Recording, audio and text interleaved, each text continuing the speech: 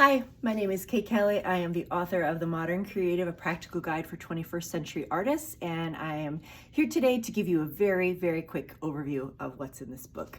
The book is written in a similar vein as Twyla Tharp, The Creative Habit, Daily Rituals, How Artists Work by Mason Curry. If you like either of those books, you will like this one. I've been teaching both of these for 20 to 25 years at Berklee College of Music and eventually felt like I needed to put my own spin on things. So I'd like to tell you a little bit about this. This is a book and a workbook. It is written for artists, emerging artists, and educators. Anybody who is a creative person in your life will appreciate reading something like this. It is part book, part workbook. There are 10 chapters, I'll tell you about in just a second, and each chapter has a workbook section that artists can write in and do some reflection work in it. The table of contents here, I wanted to show you. The first two chapters are very reflective chapters, owning your artistry and your artistic vision. Then we move on to some harder skills like career planning, goal planning. There is a section on holistic wellness for artists. I've got some great artist interviews I want to tell you about.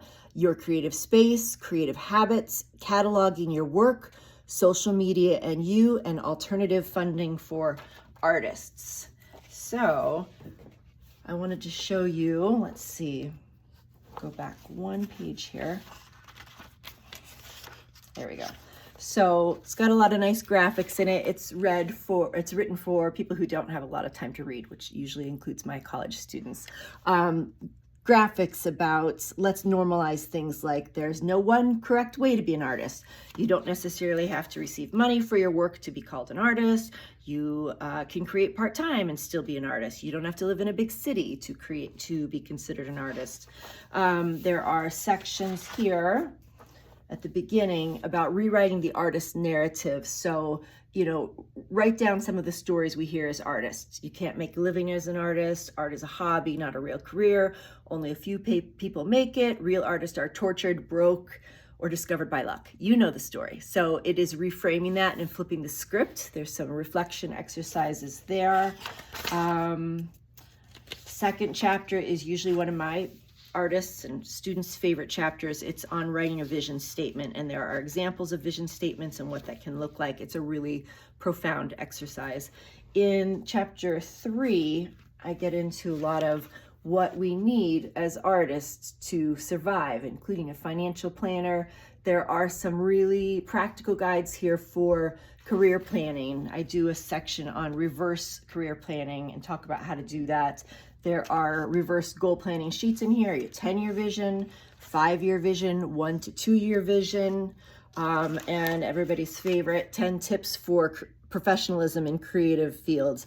And I did put that together with, pretty much anyone I know working professionally in a creative field. So I put 10 most important. The first being early is on time is late, and late is unacceptable. There's a section on budgeting for artists as well as worksheets to fill out.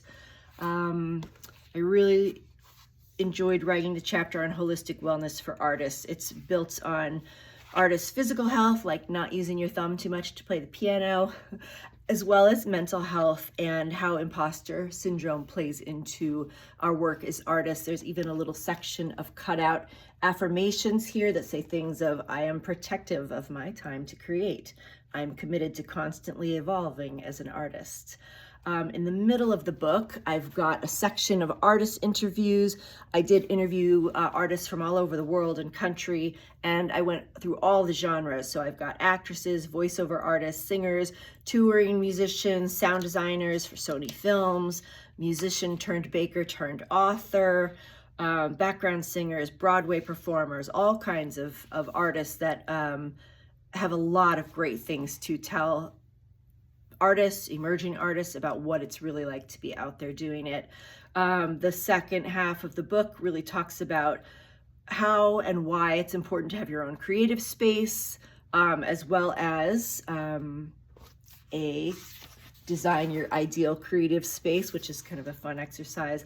A lot about creative habits, in which I talk a lot about other artists, Rick Rubin, Octavia Butler, Pablo Picasso, Stephen King, E.B. White, What else do we have in here? Some time management for students or artists that might need that, as well as cataloging your work, a whole section on that, and grant writing and alternative funding for artists at the end.